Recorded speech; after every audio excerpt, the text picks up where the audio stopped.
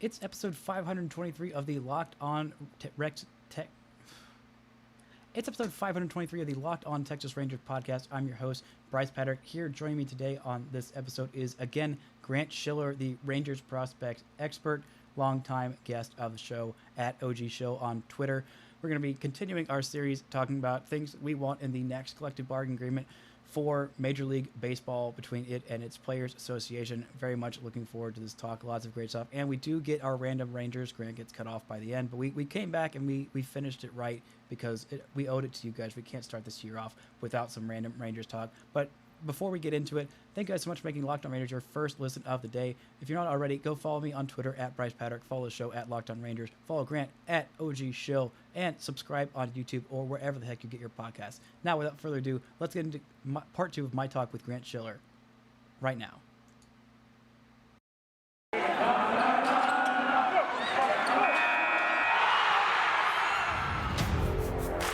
You are Locked On Rangers, your daily Texas Rangers podcast. Part of the Locked On Podcast Network, your team every day.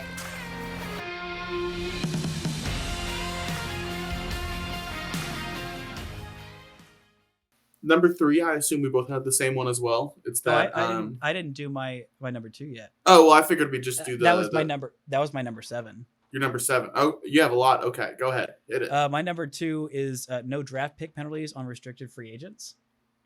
Okay.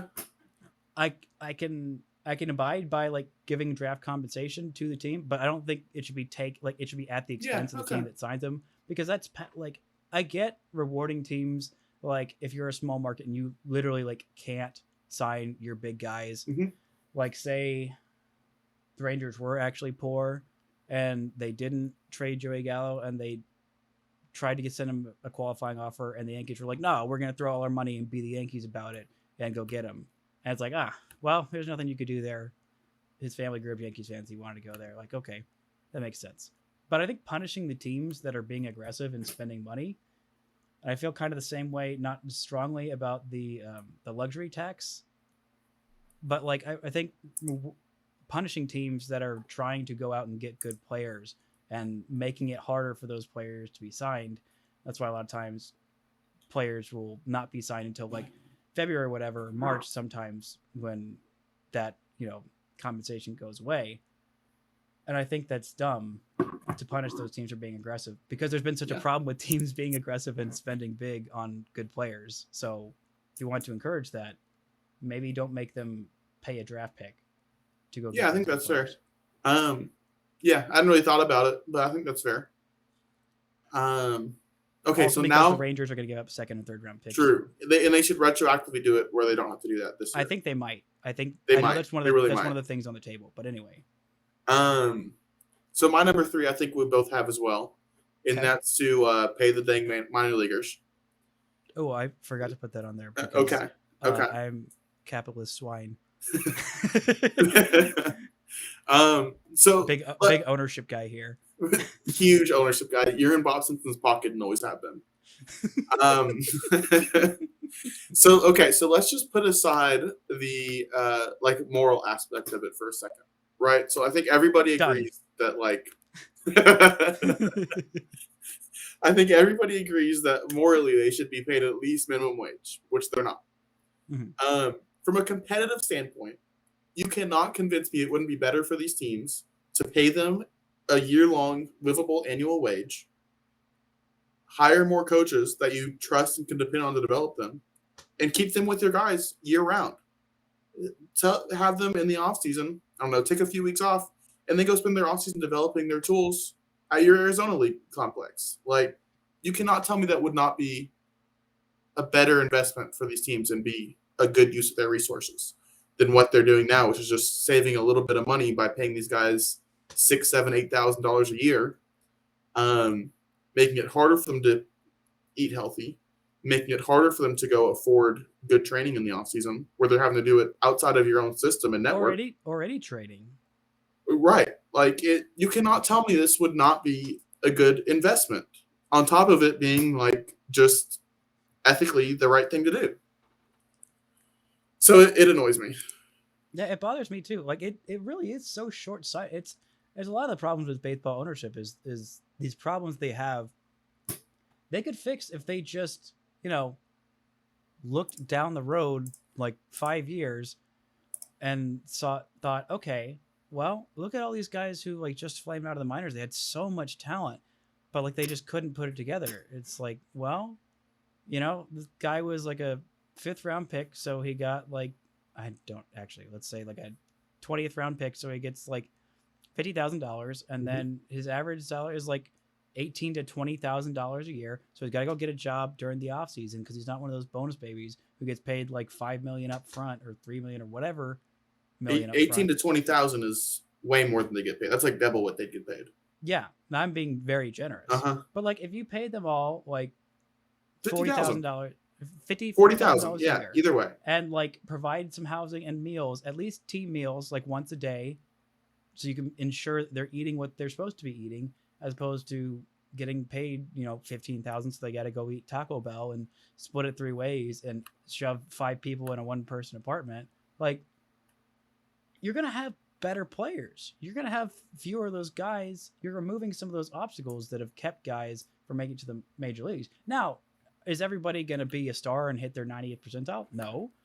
But more of them are going to hit a higher percentile of their projection if, they're given basic human necessities. Right. Like, yes. And they're with your training team year round. Exactly. Exactly. It's kind of like The Good Place.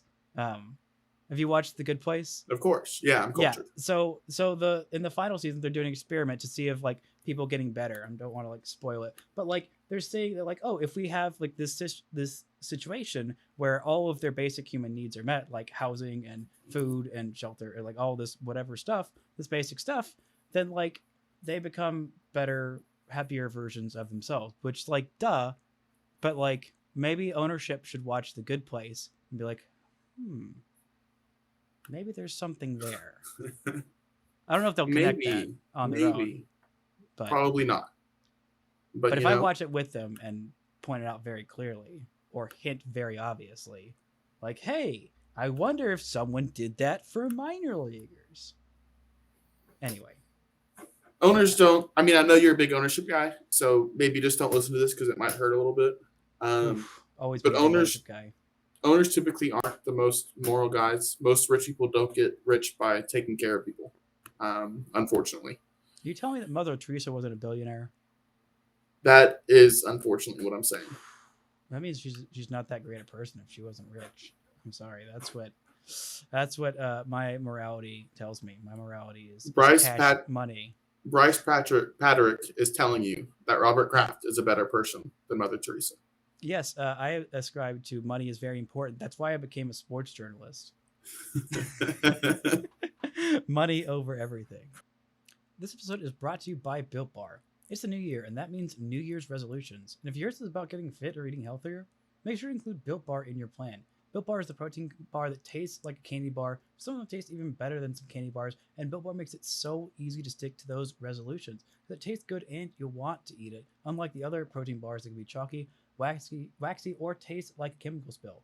There's not the kind of chemical spills that gave Superman his powers or whatever superhero their powers. They're not going to give you powers. They're just going to taste bad. You don't want that from your protein bar. It's going to make it hard to stick those resolutions. You're going to eat something, chocolatey and, sugary and bad for you, but instead eat something chocolatey and not sugary and good for you. And those are Built Bars. Both of those Built Bars, they contain 130 calories, 4 grams of sugar, 4 net carbs, and 17 grams of protein. Compare that to a candy bar that usually has around 240 calories, 30 grams of sugar, and dozens of net carbs.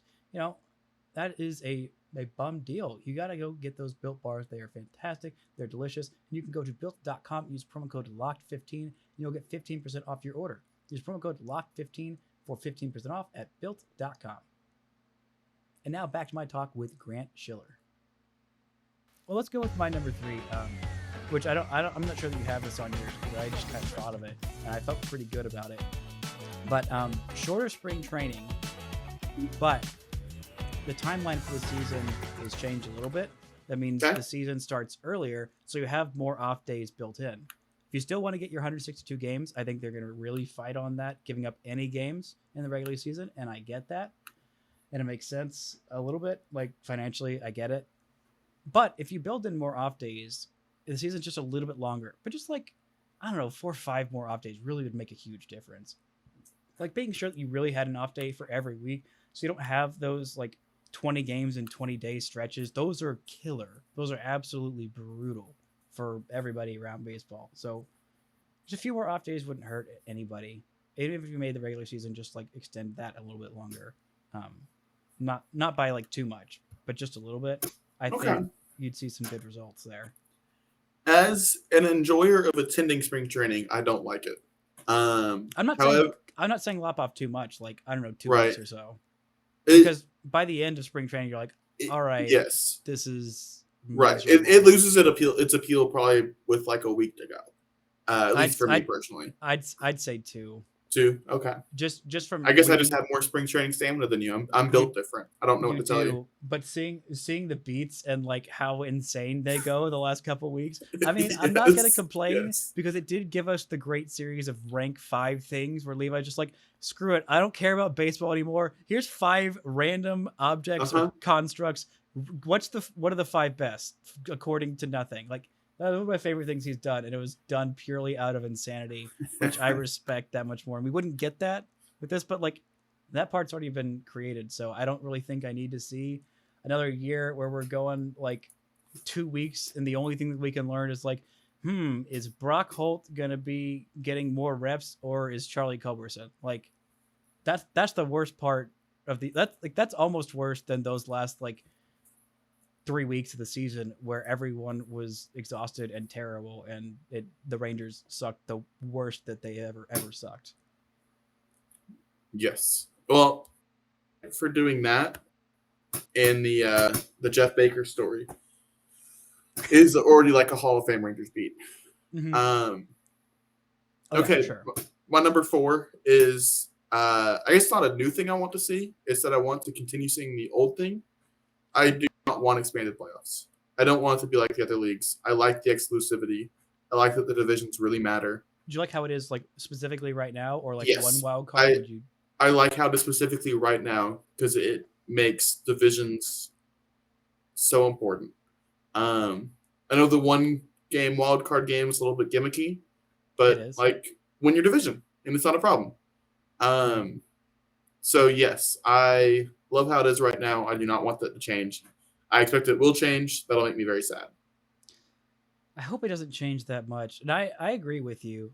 Like, as much, I don't know if it was just like 2020, there was only 60 games in the regular season. So I was just like a junkie, like, give me my fix of baseball. I've been watching KBO at 3 a.m., like in the middle of spring, because I had no baseball and no hope of baseball. So, like, give me every playoff game you get. I don't care if the Marlins suck and they randomly win a playoff series that they shouldn't have won, and, like, maybe 2 playoff series that they shouldn't have won, and they're not actually good. I don't care. Give me all the baseball you can give me. And that was fun.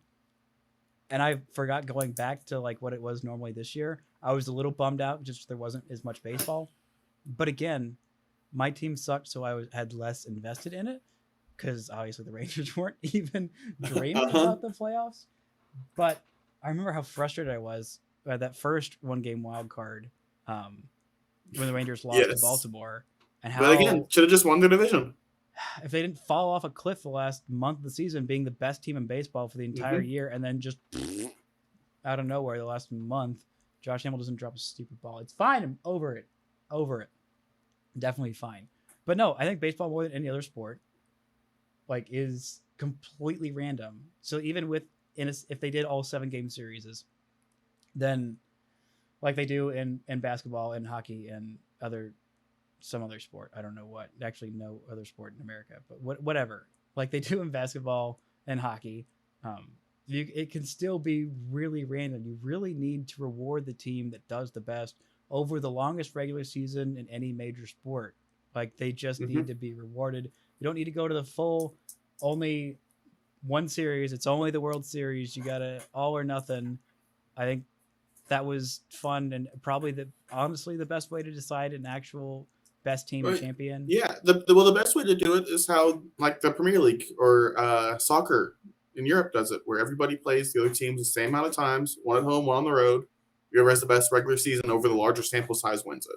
Now it's much less fun. I like playoffs, and I don't want them to do that. That's the most fair way to do it. Yeah, and I actually like the old World Series. Like more, you need one. I mean, this is America. We need our playoffs. Dang it. So we're never gonna do it like that. But the old school World Series, that was the best way to decide who is the best. And I spent a lot of hours arguing with people about college football who didn't want the actual best team to win. They admitted it because they hate Alabama. That's a whole nother thing. This isn't Locked On Bama. Why didn't they want Georgia to win? But anyway, it's just like it matters who the best team is, even if your team is bad.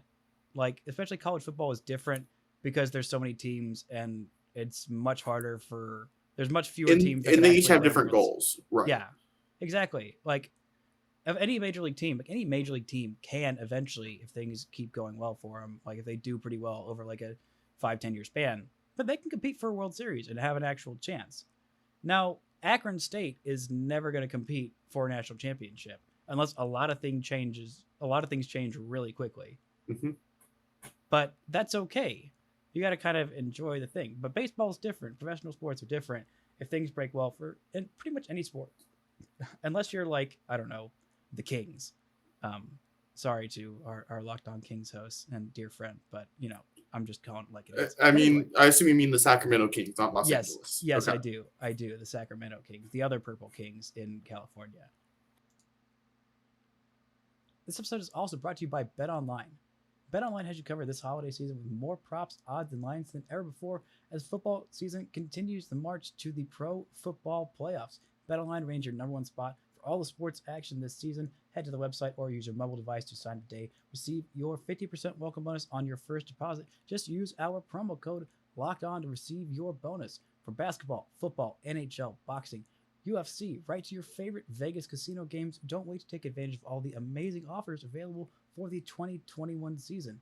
BetOnline is the fastest and easiest way to bet on all your favorite sports, so don't wait to take advantage of all the amazing action and get in on these amazing offers while they're still available.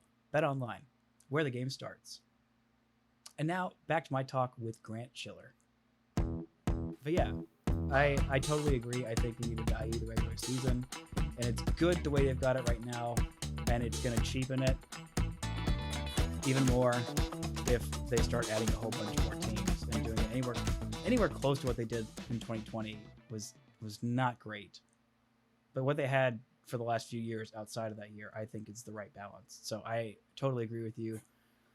And I'm kind of worried they're going to add at least like 2 more teams in there, which is going to really make me angry. But I'm just kind of building myself up and preparing for it because it's going to happen either way because I have no say. Right. Yes. That despite us doing this podcast and Manfred listening and taking it to heart, we have no say. Yeah. He only takes criticism to heart, not general helpful suggestions. So I said we just lob as many criticisms as we can. Rob Manfred, Brice said, and I quote, "You have a stupid jerk butt," is what I heard. But the media is attacking me. I am being attacked by the media. But anyway, number 4 on my thing, as we're leaning towards the end, I have salary floors. I feel like this is a thing that just needs to happen, mainly because of my frustration with the Cleveland Guardians, more so them than the other teams that are perennially hella cheap, because the other teams are at least good. The Guardians have not been, I mean, yeah, they were 1 game away from World Series a few years ago, but other than that, they haven't really had that many dominant teams, and they haven't had a super difficult division where you'd think, well, how are they going to do this against the Royals and for many years the White Sox and the Twins? Like, oh boy, you really got some toughies there. Like, no, they probably should have won their division and gone further in the playoffs a whole lot more times for what has been one of the weaker divisions in baseball for quite a while. But especially for those teams and the Rays and the A's, so that these poor freaking owners can stop being like, look, Moneyball, isn't this fun? It's fun. And it's like, what's also fun? doing that and then signing a couple half decent players. You don't sign anybody and you trade away everybody. Like if you aren't rich enough to own a major league team, then stop being a poor boy and you can't own that team. Apparently there's a whole lot of billionaires in America with stupid money to throw around aimlessly. So like why not spend it on a baseball team and actually try and have a good baseball team? The worst thing about Tampa is they've had a pretty good baseball team for 10 years. And if they spent even like a little bit of money, if they spent even a little bit of that brilliant analytical department going and finding these free agents under the wire that are like mid-tier price that actually perform at super high tier, like the Rangers. Like if they could afford Michael Brantley's, basically. Yeah, but like guys who before Michael Brantley became Michael Brantley, of like, oh, he's like, I'm talking about like the Lance Lynn type deals that the Rangers have made of like these guys who are like, that guy looks like he's a little washed. We fixed this one little thing, and he's gonna be Cy Young caliber. Like if they could do that, they could dish out a 10-year or a 3-year, $30 million deal for like a Lance Lynn type. That's like, they would be unstoppable. Yeah, better than the Dodgers. Yeah, I actually enjoy having the disparity in budgets and how that impacts specific team strategies. Doesn't it but make I, you but like, no, insane? it does, and I agree with you that for the good of the sport, the A's and Rays shouldn't be this way. But it's kind of the front office, especially since they're the ones who are talking about moving their teams. Oh yeah, I mean, like as a front office nerd, I enjoy it. I enjoy that it puts in different factors for different teams, and there's these very hard set of constraints that they have to work with. So I enjoy it personally, but I agree with you that it's probably not good for the sport, and it's certainly not good for fans of those teams. No, I feel so sorry for A's and Rays fans, because A's had a really good year and they still have a bunch of really good players and they could very easily run it back next year, but they're not gonna. Right, they're not, and that kind of sucks. Yeah, it does. Do you have a number 5? I had it and I think it's gone. I think I forgot it. So you go on ahead. If it comes back to me, I will cut you off mid-sentence. I've got 2 more. Number 5 is timer for arbitration starts the day prospects get called up, unless it's the last 10 days of the season. That's it. That's the only modifier, because that way it prevents this Chris Bryant bullcrap, this Wander Franco bullcrap of like, oh, they're not ready. Oh no. Oh, then wow, magically, exactly the day that the timer for us getting them to control them for 1 more year, that's when, oh yeah, that's the day that they decide. Like, just shut up with that crap. Just have to work on his defense for exactly that long. Yeah, it's just so wild that it's always exactly that, and that's one thing that I love about the Rangers. They, maybe Norm Mazard could use a little bit more seasoning, but when they think guys are ready, they call them right up. They don't care about the stupid timeline, and they don't manipulate arbitration to benefit them minorly and piss off their guys in the process, because these guys know when they're ready. Like, there's nothing about Chris Bryant that year that was like, you know what, I could use another month and a half in AAA, exactly, even though I just annihilated all of AAA literally last year. Or even Vladdy, who I think they could have called up a year earlier. They at least, I think they did it on opening day for when they did call him up. Maybe they did it like the end of the season and then had him up for a full year. But like, he hit 400 basically for a full year between AAA and AA as like an 18-year-old or whatever. And everyone's like, this kid's ready. What are we doing here? And maybe we would have found his, fully formed self a little bit earlier if they did that. But if you really want to wait and stretch that clock and just call him up for the last 10 days, you can do that, but you're going to really piss him off if he knows he's ready all season, and like, you're going to lose a whole year of him just for that stupid arbitration nonsense. So I think they need to do something about it. Maybe that's the way to fix it. Maybe they'll have some better way to fix it, but something needs to be done. Yeah, that is getting ridiculous. I agree. I do remember my 5th and last one. It is pitch clock. Just please give me a pitch clock.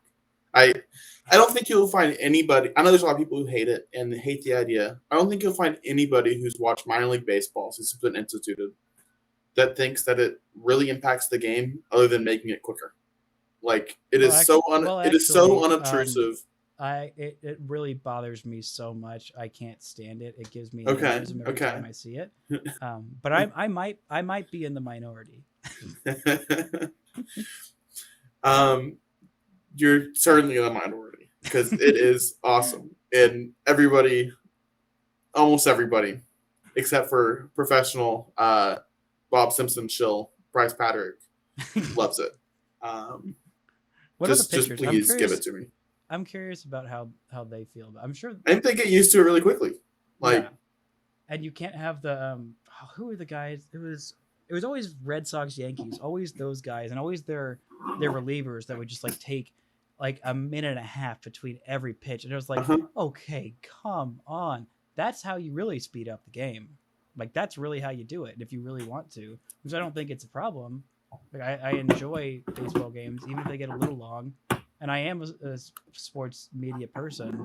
And if there's anybody who hates when games go long, it's sports media people because they're like, I can't get home until 11:30 as opposed to 11. Like that's going to change anything about what they're doing that day. Like it really doesn't change anything. Everyone's already asleep, and it doesn't really matter. But yeah, I think if you want to speed up the game, that's a pretty easy way to do it.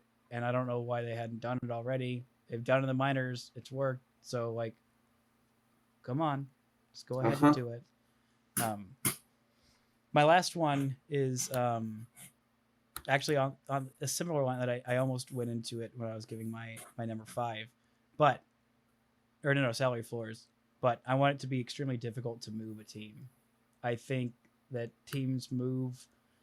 Especially, it's mainly just about the two teams that are crying poor while also trying to buy land in other states or whatever the heck the Rays are trying to do with what if we're also in Montreal? Like that isn't going to be some insane ask for their like regular employee people that don't have, millions of dollars to buy multiple homes in multiple countries and have to be dual citizens and work in 2 countries and whatever the tax ramifications are for all that, plus all the other ramifications for all that. And same with Oakland, who's been trying to move and threatening about moving. I think they're going to get some news in the next few weeks about building their new waterfront stadium that they've been trying to build for forever, so that the stupid, ugly, ratchet Coliseum is done, and they can keep the one team that's still in Oakland there. And I just think it should be really hard to take away a baseball team. And there's very few ramifications for the teams that do leave. Like San Diego, the Chargers, the billionaire owner wanted to force the city of San Diego to pay for a stadium, and the residents of San Diego were like, no, we're not going to do that. Screw you. Spend on your own stadium. And then he just left, and now there's only the Padres in San Diego. And I think that kind of sucks that these teams could just up and leave.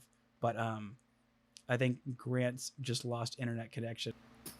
And we had a momentary lapse right as I was finishing up my thoughts on the CBA, but we couldn't leave with 2 weeks in a row without doing the Random Ranger with Grant Schiller. Grant, do you have yours up and ready to go? I do. My Random Ranger is Mason Tobin. He of 5.1 career big league innings, all for the Rangers. In those 5.1 innings, he walked 5 and he hit 1. So it was not a great showing for Mason Tobin, but he was a big leaguer and he got in the American League Championship ring. He was a Rule 5 pick that year. I don't remember who from, but he was a Rule 5 guy who made the opening day roster and did not make it much longer. That's fair. An important part of Rangers history. This one is a guy who actually played some significant, I was about to say minutes, but significant games with the Rangers. He was a catcher from Caracas, Venezuela. He's now 43 years old. He played with the Rangers in 2011 and a little bit in 2012. Yorvit Torrealba? Yorvit Torrealba. Okay. I'm proud of you. 113 games with the Rangers in 2011. Actually did a pretty solid job with the Rangers. 705 OPS, 7 home runs, 27 doubles, a 306 OBP. Pretty solid defensive catcher. Not as great the next year. A 643 OPS in 49 games with the Rangers. Didn't play that much more in his career. Played 10 games with Toronto and 5 games with Milwaukee after that. And then 2013, his last year, he played 61 games with Colorado, had a 580 OPS, and that was the end for him as a 34-year-old. But solid random Ranger, exactly 162 games with the Rangers over 2 years. So an important part of Rangers history and lore. But I don't know if you heard me at the end. Just wanted to reiterate that my last point was make it difficult to move teams so that the owners crying poor can't go ahead and upend their teams after not spending money and then go spend it on real estate, because that's rude. That's just rude. Now, I wouldn't be opposed to a small 2-team expansion. I'd be okay with that. I'd be fine with that. Give Nashville a team. I'd like to see one in Montreal again. And Montreal, I think that'd be great. Give another Canadian team and another team in the South, so that not everybody below the Mason-Dixon line is just like, Braves are my team. Can have like a little bit of variance, because as someone who went to the University of Alabama, I can tell you, everybody who's a baseball fan who lives in the South and isn't from Florida, they're all a Braves fan. Even the ones in Florida are mostly Braves fans. Even the ones in Florida, mostly Braves fans. Those in the Panhandle, and unless you're from Miami, even then, even the people just generally from Florida. I'm realizing this. The other two Florida teams aren't super duper popular. Right. But it's fine. But yeah, give me a Memphis team or a Nashville team, whatever I just said. Nashville and Montreal is our Montreal. final decision. Yeah. If you wanted to take the Nashville one and put it on like Portland or whatever, so that somebody could be kind of near Seattle, I get it. But really, just for the Southern diversity, I think we need to put one in Nashville. But that's going to do it for this edition of Locked On Rangers. Thank you so much, Grant, for joining me and playing God/Commissioner, mainly just Commissioner, and for saying the things that I can't say about Rob Manfred, because I am a journalist first and foremost with some integrity. And if Ken Rosenthal criticizes us, we will also fire him. Yes, I will. I will never have Ken Rosenthal on Locked On Range unless he wants to be. Ken Rosenthal, if by some reason you're listening to this, first off, what are you doing? Second off, please come on the show. That'd be a lot of fun. But that'll do it for this edition of Locked On Rangers. And until next time, don't forget to enjoy baseball.